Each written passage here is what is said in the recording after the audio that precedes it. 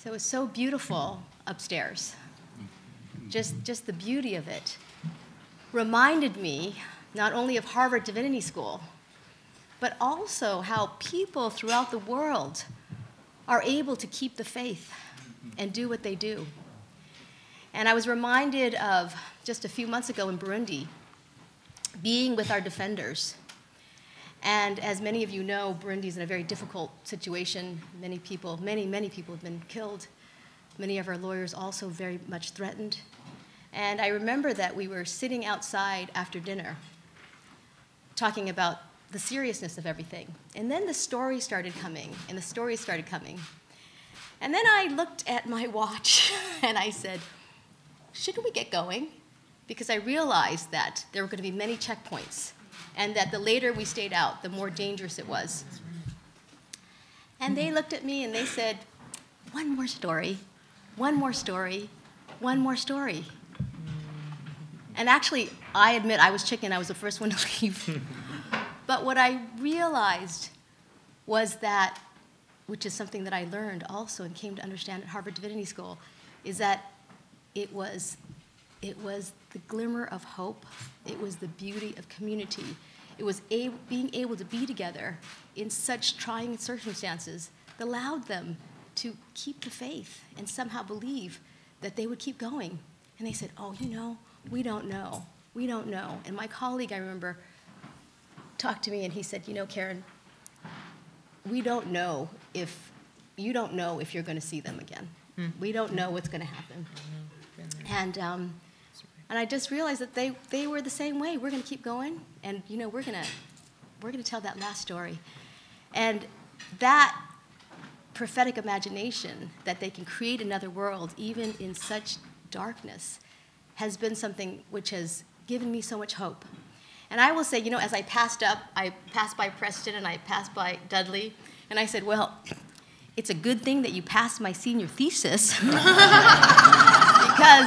my senior thesis was International Bridges of Justice. And I said, because if you hadn't passed it, I might not be here. So it's somewhat intimidated, I have to admit, that Marie is here and Dutch, who's given me advice through the years, and also one of my donors.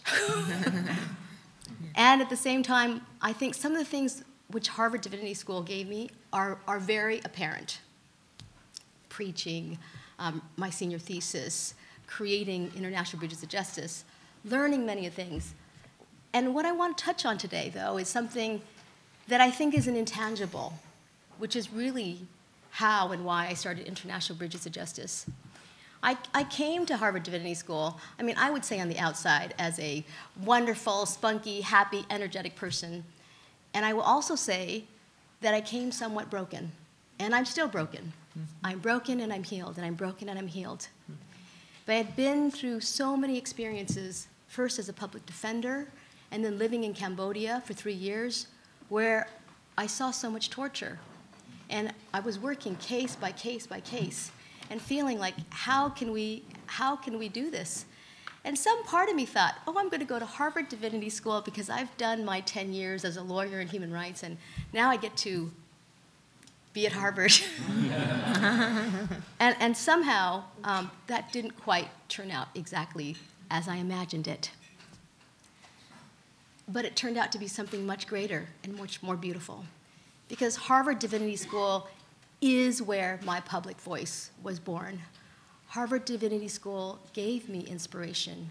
It gave me courage because I realized that courage came from hope, came from love.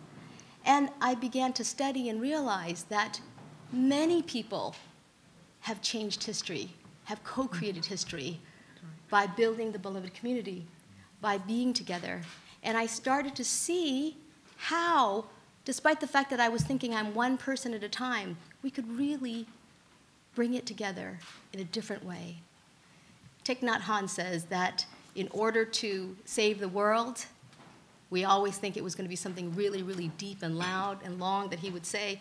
He'd say, in order to save the world, he says, we have to allow ourselves to hear the cries of the world.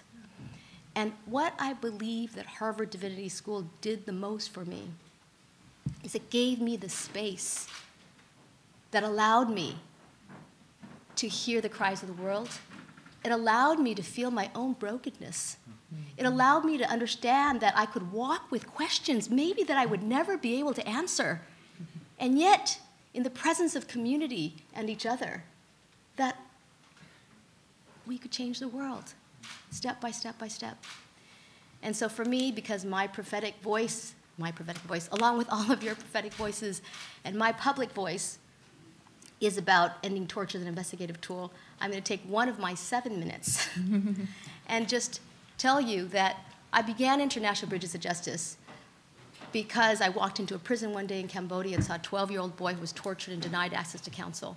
And what I realized at that time was that there were actually not just thousands, not just tens of thousands, not hundreds of thousands, there are millions of people in the world who are picked up, tortured, not for political reasons, but because it is the cheapest form of investigation. Mm-hmm. And that they continue to remain amongst the most voiceless in the world. Mm-hmm. It's also, ironically, one of the easiest problems to solve because governments throughout the world, like the Cambodian government at that time, and like many of the almost 50 governments that we work with today, most of them say, you know what, don't touch my 5 political prisoners, but you want to help these poor people who have their fingers broken immediately because it's the cheapest form of investigation? Help build my legal system. But what I recognize is that the world was also sometimes afraid to hear the cries of the world because it looked like such a big and such an overwhelming problem. So I began with the support of Harvard Divinity School and the Kennedy School to walk forward in this vision of what we might do together. I created International Bridges of Justice. And what's happened for me is that I've learned a lot. And now more than ever, I realized that what we believed, that it was about hope, faith, love, and forgiveness, is really true. Like all of us, and many of us, and many organizations, we've seen highs and we've seen lows. A number of years ago, we went through a major financial crisis where we lost a huge amount of our core funding. And as I went from country to country, defender to defender, I discovered something really interesting. And I'll tell you the example of Aline from Burundi. We're on Burundi today. See, all these countries, I chose Burundi. And I remember taking Aline's hand and saying, Aline, you know, your salary has gone down from $1,000 a month to $800 to $500. I know you're saving lives. I know you're preventing torture. But you have to find another job because we can't do it anymore. And I remember that she took my hand and she looked at me and she said, Karen, I need you to understand that our commitment with International Bridges of Justice is greater than the budget. And so we are going to keep on, keep on, keep on. And I'm happy to tell you that not a single one of our country programs closed. In Rwanda, they found a broom closet somewhere. In India, they found different ways of partnering. They just continued to go in the most innovative and resourceful ways. But let me tell you what's also really awesome, is that as everything, and in the ebb and flow of life, I always say that we lost funding through no bad acts of our own, although we had a lot of bad acts. But we found funding again through probably no good acts of our own anyway. And suddenly it came back. And when I was last in Burundi, one person, the head of the organization, said, you've got to come here and meet this man. It's really important. And as I looked at him and shook his hand, I suddenly understood who he was.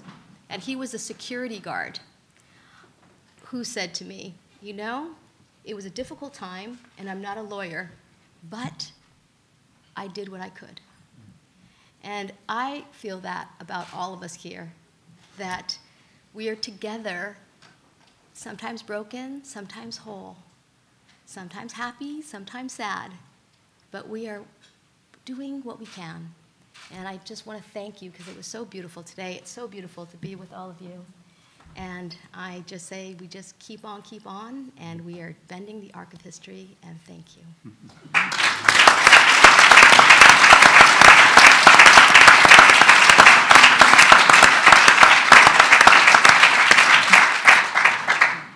you, Karen. Ladies and gentlemen, may I present to all of you again Robert Franklin, Jelaine Smith, Simranjit Singh, Karen Che, Ann Browdy, the 2018 Gomes honorees.